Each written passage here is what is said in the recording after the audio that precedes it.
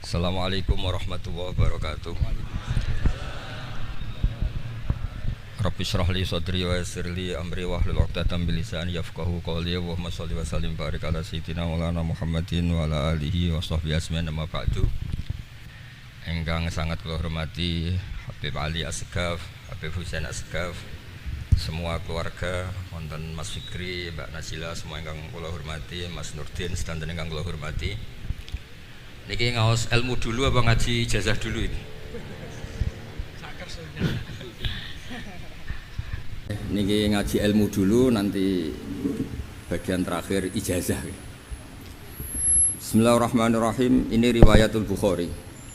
Haddatsana Abdullah bin Yusuf, haddatsana Les, haddatsana Sa'id al-Maqburi an Nabi Hurairah radhiyallahu anhu qala an-nabiy sallallahu alaihi wasallam. Ma minal anbiya'i nabiyyun illa qad u'tiya minal ayat ma mithluhu amana alaihil bashar. Wa innama kana alladhi utituhu wahyan awhahu wa ilayya fa arju an akuna aktsarahum tabi'an yaumal qiyamah. Dados kita tahu semua nabi itu punya mukjizat. Ya, semua nabi itu punya apa? Mukjizat. Mukjizat itu hal yang luar biasa yang memastikan manusia itu tidak bisa menyainginya atau menandinginya. Dan rata-rata mukjizat Nabi dulu itu fisik. Misalnya ontanya Nabi Soleh itu kan onta tapi keluar dari batu, itu kan aneh. Aneh sekali. Atau tongkat Nabi Musa bisa simsalabim mengeringkan laut apa? Merah. Semua Nabi itu punya mukjizat dan semuanya berbentuk fisik. Kecuali mukjizatul Rasulullah Shallallahu Alaihi Wasallam itu berupa Al-Quran. Al-Quran itu konsep ilmiah. Terus kata Rasulullah SAW, tapi saya karena Quran itu justru berharap pengikutku besar dan sampai hari kiamat. Sekarang kita logika ya. Andekan kamu punya tongkatnya Nabi Musa, kalau kamu suka uang, kepikirannya dijual apa dipakai? Kalau kamu suka uang, dipakai. Kalau kamu ahli suudon itu pikirannya ndak, ini asli ndak. Karena yang melihat di Turki itu ya sebagian gitu. Kalau yang suka perdukunan itu bayangkan itu miliknya. Mungkin dipakai ngakali orang atau apa, pokoknya bayangkan itu miliknya. Kalau yang kolektor pikirannya itu nanti ini laku berapa. Tapi kalau peneliti mungkin pikirannya itu ini asli apa enggak? Bukti aslinya apa? Repot lah. Lagi pula kalau kamu punya utang terus mau apa? Istri kamu marah mau apa kalau pakai tongkat? Nah, beda dengan mukjizatnya Quran, itu semuanya apa? Ilmiah. Orang yang sedang harmonis dengan istri bisa pakai ayat di antara ayat-ayat Allah itu apa? Wa ja'ala bainakum mawaddatan warahmah. Nanti kalau ditakdir cerai, saya tidak menyarankan cerai. Kalau ditakdir cerai, itu masih dimotivasi sama Allah, wa iyyatafarraqa yughnillahu kullam min sa'ati. Jika suami istri itu cerai, jangan-jangan suaminya dapat istri lebih baik, istrinya nanti dapat suami lebih baik. Jadi yang masa lalunya dianggap prahara. Kan banyak orang suaminya meninggal ketika nikah lagi ditanya, kangen sama suami pertama, alhamdulillah ini lebih baik. Padahal suaminya yang meninggal itu berharap istrinya ini kangen, ternyata dia sudah syukur dapat suami yang lebih baik. Jadi Quran itu menunggui kita ila yaumil qiyamah. Kita tidak bunuh diri, itu ya barokahnya Quran. Karena problem apapun kita dinasihati apa sabar, apa dinasihati sabar. Kan nggak mungkin kamu pegang tongkatnya Nabi Musa, punya masalah apa saja ngelihat tongkat, bisa apa tongkat. Tapi kalau Quran kan nasihat, solusi. Makanya Nabi berharap dengan Quran ini, saya berharap pengaruh saya, pengikut saya terbanyak ila yaumil qiyamah. Terus beliau dikomentari begini sama ini Fathul Bari, sarahnya Bukhari. Al-muradu anna mu'jizatil anbiya in qaradat binkiradi a'sorihim falam yusyahidha illa man hadaraha. Problem mukjizat nabi-nabi dulu itu kan fisik, sehingga yang tahu kalau Nabi Soleh punya unta yang ajaib itu yang tahu ya hanya yang hadir saat itu. Yang tahu kalau tongkat Nabi Musa bertuah itu juga yang tahu hanya yang hadir saat itu. Selebihnya tahu tongkat ya di museum. Tapi kalau Quran menjadi solusi, menjadi panduan, menjadi pegangan itu ila yaumil qiyamah. Kita beri contoh ya, Quran panduan yang paling gampang misalnya begini. Dulu ini cerita ya. Dulu itu ada orang kafir cerdas namanya Jubair bin Mut'im. Itu saking pinternya dia, pinter juga tokoh. Itu sebagai delegasi pembebasan Asra Badrin. Jadi tawanan-tawanan perang Badar itu mulai dulu ya ada negosiasi mau dibebaskan. Terus orang-orang kafir ini menugaskan namanya Jubair bin siapa? Mut'im. Ini ada di Bukhari. Karena ini ngaji di Jakarta. Kalau orang nggak tahu hadis juga tanya ini sahih ndak itu. Wong nggak tahu kok tanya itu, wah aneh-aneh. Padahal kalau dibodoni itu ya nggak tahu. Tapi ya tetap tanya, hadisnya ini sahih ndak? Ini kata kiai apa kata nabi ini ya Ribet. Memangnya kata nabi kamu dengar kan ya lewat kiai. Memang. Setelah itu Jubair itu datang ke Madinah. Dengerin ya, datang ke mana? Madinah. Kemudian dengar Nabi baca Wattur pas sholat maghrib. Jubair karena Nabi dulu gak ada hotel, gak ada pondok ya. Pondoknya Nabi hanya sufah itu. Nabi baca maghrib, bukan diskusi, bukan debat, baca Wattur wa kitabim mastur fi raqim mansur wal baitil ma'mur was saqfil marfu wal bakhril masjur terus. Kemudian sampai pada titik ayat am khuliqu min ghairi syai'in.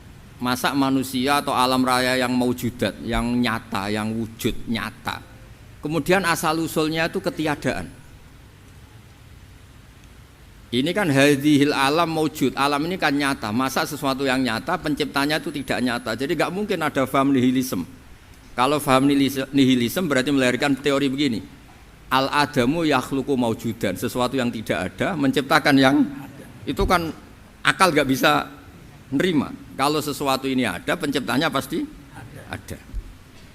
Terus akhirnya Jubair bin Mut'im itu simpuh di depan Rasulullah terus bilang, "Ya Muhammad, kada qalbi ayatir." Hampir saja hati saya terbang. Kalau riwayatnya Imam Ahmad, faka'anna masudi aqalbi, hati saya dihancur. Semua teori yang saya bawa untuk ngelawan kamu sekarang luluh semua, hancur semua. Yang benar adalah teori Anda bahwa Tuhan itu satu dan Tuhan itu ada sebelum semua makhluk. Coba kalau Nabi Muhammad ada Jubair bin Mut'im terus menyembunyikan tongkat dekat mihrab. Terus dilihat ini apa? Paling pikirannya ini dari kayu apa? Terus yang bentuk tongkat itu tukang pemahatnya siapa? Kok kurang keren, kalau di Blitur gimana ya? Kan malah panjang. Kira-kira kalau mukjizat itu dari tongkat itu malah panjang. Panjang lah pokoknya, panjang. Lagi pula kamu coba kan nggak ngarah mandi, itu yang mandi kan nabinya bukan tongkatnya. Coba tongkatnya Nabi Musa coba anak-anak beki itu dipakai mukul kucing aja tidak mesti mati itu. Jadi nggak jelas mukjizat-mukjizat seperti itu nggak. Tapi kalau Quran menunggui sampai saking hebatnya Quran, teori rasionalitas, soal kampanye di mana-mana, tingkat validitas, tingkat kebenaran Quran itu bahkan bisa diuji tanpa membuktikan. Tanpa apa? Membuktikan. Cukup pakai akal. Saya tidak bosan-bosan cerita ini karena ini khazanah kita. Di kitab Nailul Ma'mul itu, di kitab usul fikih, saya berkali-kali cerita ini karena ini untuk menunjukkan bahwa Quran itu liqaumi ya'qilun, liqaumi yatafakkarun. Ada seorang kiai, seorang ustadz, kiai dulu itu ya memang orang soleh, alim terus jadi kiai. Kalau kiai sekarang tuh macam-macam, nganggur terus ingin jadi kiai, terus daftar gitu. Ada lowongan di yayasan masuk ingin jadi ustadz karena dengar ada gajinya. Dulu tidak ada seperti itu, tidak ada. Makanya dulu itu kalau ustadz kiai pasti soleh karena dia alim terus ingin orang lain tuh mendapat ilmunya. Kalau sekarang nggak ada yayasan sehat, guru gajinya sekian, yang nggak ingin jadi ustadz tuh daftar karena ada gaji. Apalagi ada kabar, ada gaji, ada mes, ada wah yang daftar banyak. Tapi mentalnya ada kiai sebetulnya. Ya kalau sampean tanya itu baik dah Gus, ya setengah baik. Ya maksudnya setengah baik ya ada baiknya lah, namanya profesi ngajar itu kan baik. Tapi setengah saja karena motifnya itu nyari gaji, bukan ingin mencerdaskan umatnya Rasulullah SAW. Itu Imam Amudi itu guru matematika. Saya nggak bosan-bosan cerita ini, guru matematika. Muridnya sampai takut, ini masuk surga ndak? Kiai kok ndak ngajarin istighosa atau tahlil malah ngajarin apa? Matematika. Beliau meninggal terus muridnya tanya, "Ma fa'alallahu bik?" Kira-kira gitu. Apa yang dilakukan Allah? Allah nyambut Anda gimana? Terus kata Imam Ahmadi, bagus saya disuruh ngajar malaikat. Karena malaikat kan tidak pernah kayak anak beki gini ngaji gini. Malaikat itu tidak pernah ngaji, dia iman saja karena tahu surga, tahu neraka terus iman gitu aja. Jadi imannya malaikat itu nggak keren kita. Imannya loh. Loh itu yang ngendikan Nabi loh, tidak saya. Nabi pernah tanya sama sahabat, iman yang paling keren siapa? Jawabannya sahabat malaikat. Ya ndak karuan malaikat iman. Dia yang tahu surga neraka, tahu segalanya, masa ada ndak imannya? Pasti iman lah katanya. Terus ya para sahabat engkau iman ya wajar kan menangi saya, nemuin saya. Yang hebat itu orang-orang yang tidak melihat saya, tidak saya didik tapi tetap iman. Karena dididik akal, ya tadi dididik Quran, apa dididik Quran. Sama siapa? Teks bahasa Arabnya masang. Terus Imam Ahmadi kata Allah, suruh dia ngajarin para malaikat cara menemukan saya. Malaikat dikumpulin terus Imam Ahmadi disuruh ngajar. Sama singkat kata-katanya Allah di mimpi itu. Istadilla ala wahdaniyati bihadrati malaikati. Tolong ajarkan cara menemukan saya padahal Anda ini manusia yang tidak melihat saya. Anda di Jakarta kan hanya gedung-gedung. Paling jadi khayal terus nikmat lah, Anda ikut punya tapi ikut nikmati. Itu orang desa-desa kalau ke Jakarta itu pokrol. Wah, di Jakarta itu gedungnya tinggi-tinggi, tidak kayak kampung sini. Lu udah ikut punya, ikut bangga. Di Jakarta orangnya cantik-cantik, tidak kayak orang sini. Padahal dia ya dapat orang cantik gitu. Jadi Allah itu saking pinternya, miskin-miskin ya bisa berkhayal dan bahagia. Nah, itu alhamdulillah betul. Akhirnya itu apa ini anak-anak begini saya tak niati ngajar standar anak-anak akademik. Terus pertama yang diajarkan hanya bilang gini, sama siapa teknya? Ya malaikat wahi para malaikat. Terus beliau bilang, nisbatus naini wassalasah ila mala nihayata lahu nisbatul far'i ilal asli. Angka itu jumlahnya berapapun 2, 3 sampai triliunan. Semuanya itu nisbatul far'i ilal asli. Binisbat ilal wahid nisbatul far'i ilal asli. Angka 2 ya cabangnya 1, 3 ya cabangnya 1, 1 triliun ya cabangnya 1. Tetap yang asal usul adalah angka 1. Itu nangis semua malaikat. Cara Jawa itu mandekman kue iman kaya imanku. Makanya imannya ummatu Rasulullah sallallahu alaihi wasallam itu PD-nya yakinnya kayak imannya malaikat. Kalau Tuhan itu 1. Karena angka enggak bisa dimulai kecuali dengan angka 1. Makanya nisbatus naini wassalasah ila ma la nihayata lahu iku nisbatul far'i ilal asli. Semuanya itu nisbatnya cabang ke induk. Berarti semua alam raya ini tetap asal usulnya 1, yaitu qul huwallahu ahad. Nah, itu namanya akal. Umatnya Rasulullah itu ditinggali mukjizat akal lewat panduan Quran sehingga meskipun kita tidak menangi Rasulullah, tidak menangi sahabat, kita tidak tahu malaikat Jibril, tapi cara iman kita ini tidak kalah keren. Yakin hakul yakin. Terus kedua, gambar. Kamu gambar rumah, gambar hewan, gambar apa saja, mesti dimulai 1 titik. Entah gambar kamu bagus, entah jelek, tetap dimulai 1 titik. Nah, titik ini namanya nuqtatul wujud. Semua alam raya dimulai dari 1 titik, yaitu nuqtatil wujud. Makanya Quran dimulai bismillah, dan bismillah itu dipilih sama Allah pakai pertama ba itu ada titik. Itu kata semua ulama. Itu titik itu singkatan dari bi kana makana wa bi yakunu mayakun. Karena saya semuanya ada. Bi itu karena saya. Jadi makanya santri-santri beki tidak usah bayangkan kamu jadi wali terus bisa terbang ke Mekah, tidak usah. Kalau terbang ke Mekah ya sudah umroh aja bayar. Kalau enggak ya maklaran KBIH atau apa. Pokoknya cari gratis itu. Ya gratis kan, dapat orang 10 gratis 1. Terus orang enggak umroh-umroh dirayu-rayu supaya umroh. Repot. Itu pelanggaran fikih itu. Kalau orang punya utang itu wajibnya hanya utang dulu gitu. Wah repot. Saya itu juga sering bingung di kampung-kampung. Gus sama umroh. Kenapa? Dapat gratisan. Minta uang saja buat nyaur utang, nggak boleh. Wah, secara fikih yang wajib itu nyaur utang bukan umroh. Nggak boleh Gus diminta uang, nggak boleh, harus umroh. Udah gitu saya ini bingung Gus mau umroh, nggak nikmati. Kenapa? Disuruh ngajar Gus. repot semua kalau ibadah mergawe ya gini bingung semua. Ya saya mohon anak-anak BK semuanya yang seneng Quran itu harus seneng sampai kayak saya sehingga tahu istidlal mencari Tuhan dengan cara tauhid yang berbasis akal itu sedzahir imannya malaikat. Jika di kelasmen iman itu manusia ulul ilmi, kita-kita yang nekuni ilmu itu nomor satu prakteknya.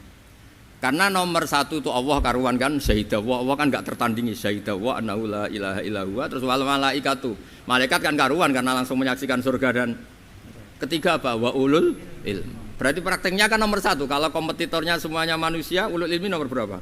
Satu kan. Nah nomor tiga kan dari Allah malaikat ulul ilm berarti kalau kompetisinya antar manusia nomor berapa? Satu kan. Nah kenapa ulul ilmi di nomor tiga kan tapi dari Allah, malaikat, ulul. Kerennya kayak apa? Karena cara iman ulul ilmi itu enggak ada ragunya sama sekali. Kamu ragu enggak kalau dua itu cabang dari satu, asal-usulnya satu? Enggak pernah kan ragu kan? Semua gambar seruat apapun dimulai dari satu titik, ragu enggak? Enggak kan? Nah imannya umatnya Nabi karena dipandu oleh Quran itu seyakin itu, sehakul yakin itu. Nah itu terus Jubair bin Mut'im jadi iman. Am khuliqu min ghairi syai'in am humul khaliq.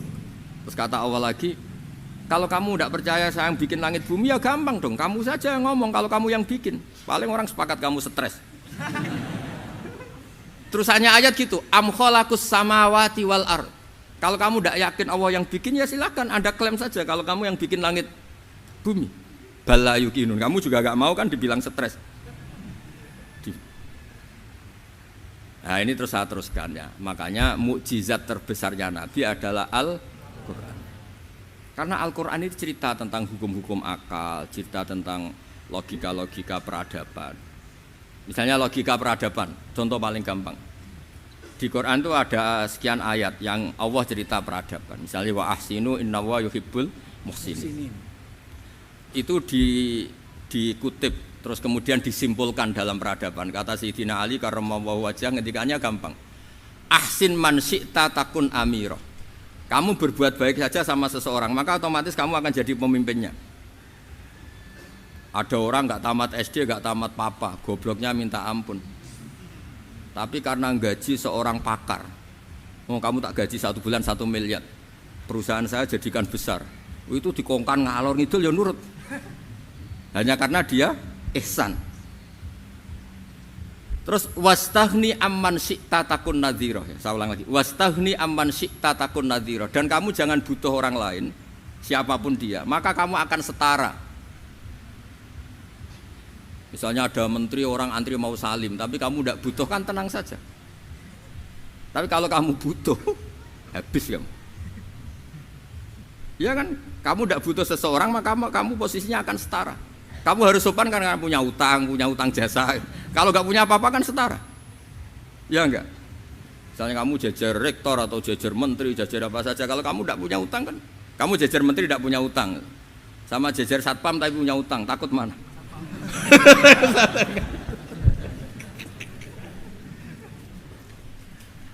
Kalau butuh itu mesti kalah kan? Ada pejabat misalnya nggak begitu cantik sama perempuan cantik yang kamu butuh ingin dicintai, takut mak. Padahal nggak jelas orang ini pangkatnya apa. Jadi dalam hukum sosial itu kata Sayyidina Ali wastaghni amman syi'ta takun nadhira. Kamu jangan butuh seseorang maka kamu akan setara. Terus yang terakhir wahtas ila man syi'ta takun asirah. Asirah pakai sin. Dan silahkan butuh seseorang maka kamu akan jadi budak dia. Ya coba misalnya Anda seorang profesor, seorang alim, seorang kiai top. Misalnya mencintai janda di ujung kampung sana, jalan kaki 2 kilo. Padahal itu gak tamat SD, tapi gara-gara seneng kacau kan, logika kepangkatan hilang semua kan. Jadi itu hukum peradaban. Itu mewakili isi-isi sosial yang diterangkan Quran. Ya, jadi paketnya 3 tadi ya. Ahsin man syi'ta takun amirah. Kamu berbuat baik sama seseorang maka kamu bisa memimpin. Wastaghni amman syi'ta takun nadhira. Kamu jangan butuh seseorang maka kamu akan setara. Mbok kamu ketemu orang terkaya di dunia. Ya ketemu orang terkaya di dunia, kamu jejer, kamu tidak butuh dia. Tenang kan bisa setara kan? Tapi kalau butuh harus sopan, ngajukan proposal, harus berakhlak karimah. Makanya sekarang Anda kok berakhlak kenapa? Ternyata mau nyalek. Biasanya Anda berakhlak kok berakhlak. Ada apa ini? Makanya guyonan di Rembang itu Beb Husain itu. Kalau ada orang mendadak sopan sama temannya, temannya curiga, kok tumben sopan, mau utang ya?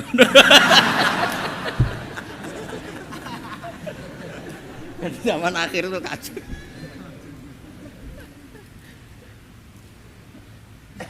Ya di semua daerah gitu ya sama Pak Rektor ya. Kalau ada teman biasanya nggak sopan kok sopan, itu temannya curiga. Ini Pak Rektor UI ini kok tumben sopan, ada apa ya? Karena di mana-mana orang butuh itu pasti beretika. Kamu punya teman paling berdua, kalau mau utang berakhlak gak? Atau misalnya kamu punya adik cantik terus punya teman berdua, kalau cinta adik kamu berakhlak gak? Biasanya nggak sama sekali nggak berakhlak. Gara-gara butuh menjadi berakhlak. Ya jadi hukum sosial itu ya kuncinya 3 tadi. Ahsin man syi'ta takun amira. Wastaghni amman syi'ta takun nadhira. Terus wahtas ila man syi'ta takun asira. Kalau kamu butuh seseorang pasti kamu dibikin hina. Asir itu tawanan. Nah, Quran itu bicara sosial itu lengkap. Dan itu yang nunggui kita. Kita punya tetangga yang kurang baik, ya seneng. Punya tetangga baik, ya seneng. Kata Imam Syafi'i, saya berkali-kali cerita.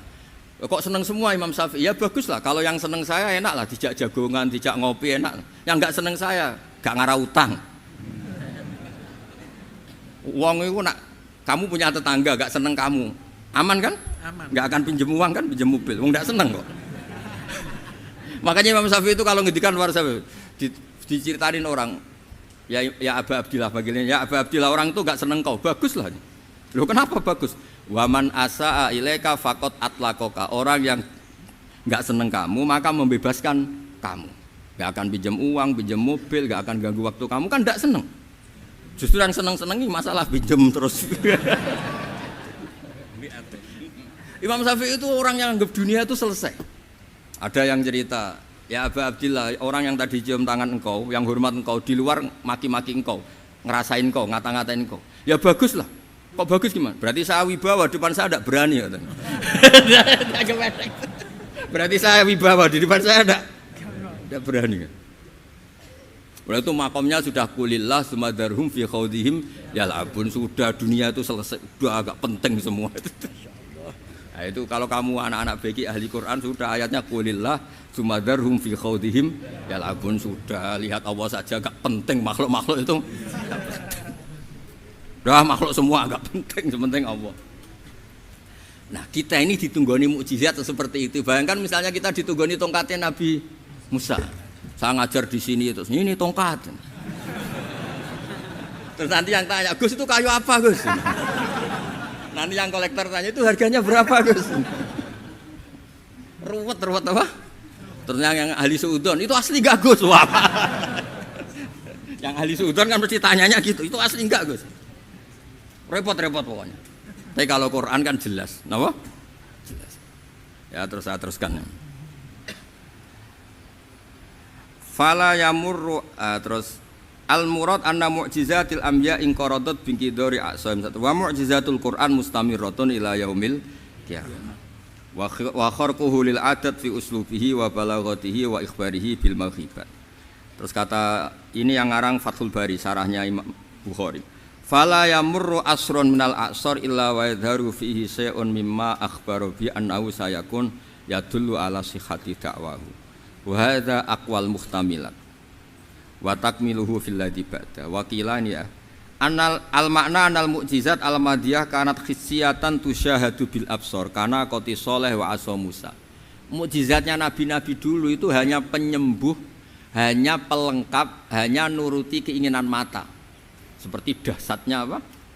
Laut Merah di sebelah apa dipukul sama tongkatnya Nabi siapa?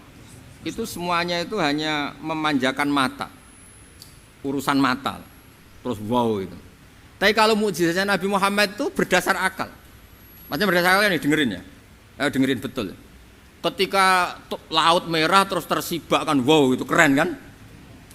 Terus kita bilang, menyimpulkan, wah kita tidak akan mampu. Itu bodoh sekali kesimpulan kita tidak akan mampu. Meskipun bikin nyamuk, Anda juga tidak mampu. Loh, untuk memutuskan tidak mampu saja kok sampai pertunjukan seperti itu tuh laopo, cek goblok gitu. Nah kalau kita karena umat yang pinter untuk memaksa kita nggak mampu, Allah bilang innallaha la yastahi ayadriba mathalam ma ba'udah. Kita melihat nyamuk langsung berkesimpulan tidak mampu. Saya berkali-kali cerita nyamuk itu sudah kecil, masih punya urat, uratnya kayak apa? Masih punya kuman, kumannya seberapa? Ya enggak? Nyamuk itu kecil, punya organ tubuhnya punya urat.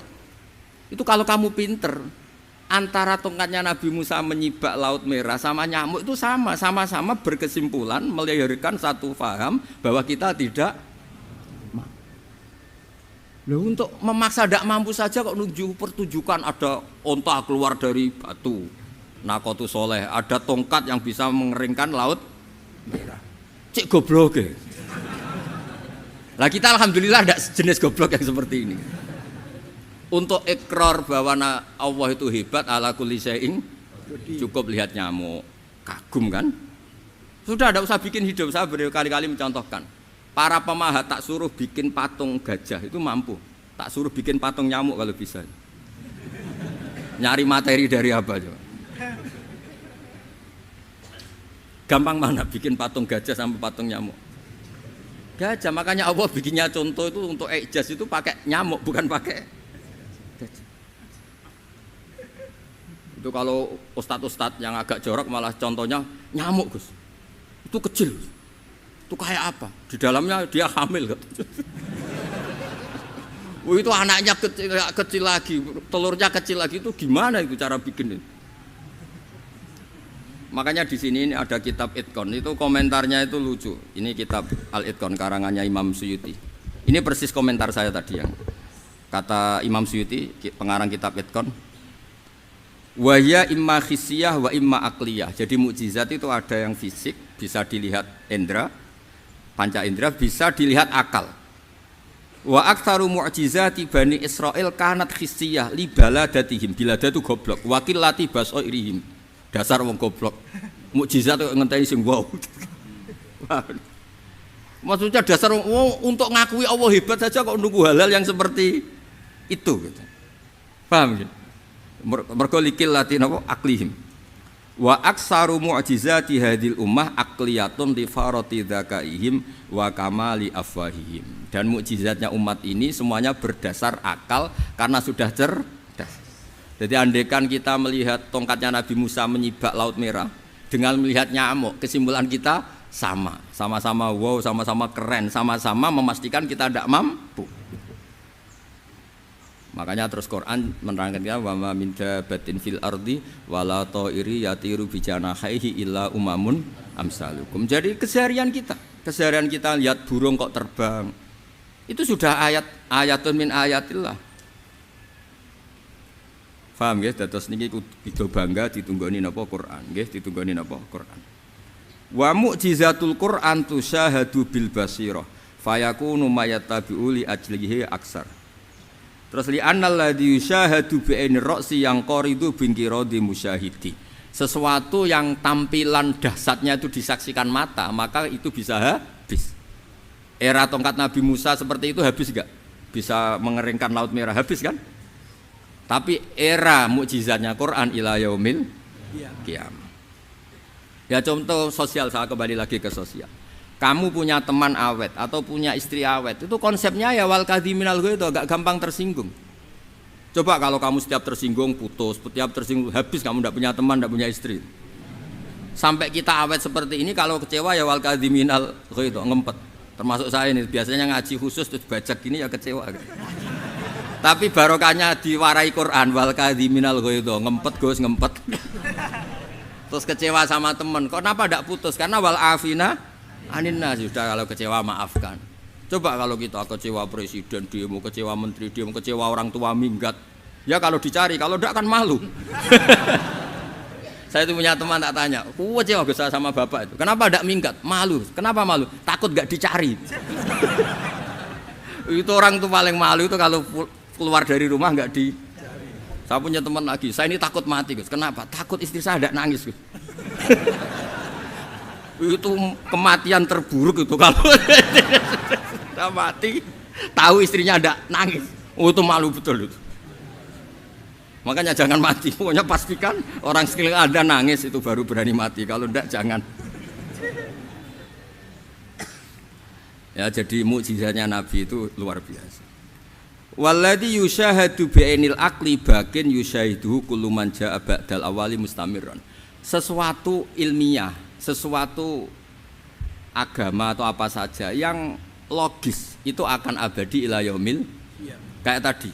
Ketika kita kecil diajari apa? Wujud, qidam, baqa, mukhalafatul hawadisi qiyamuhu bi nafsihi wahdaniyat qudrat iradah.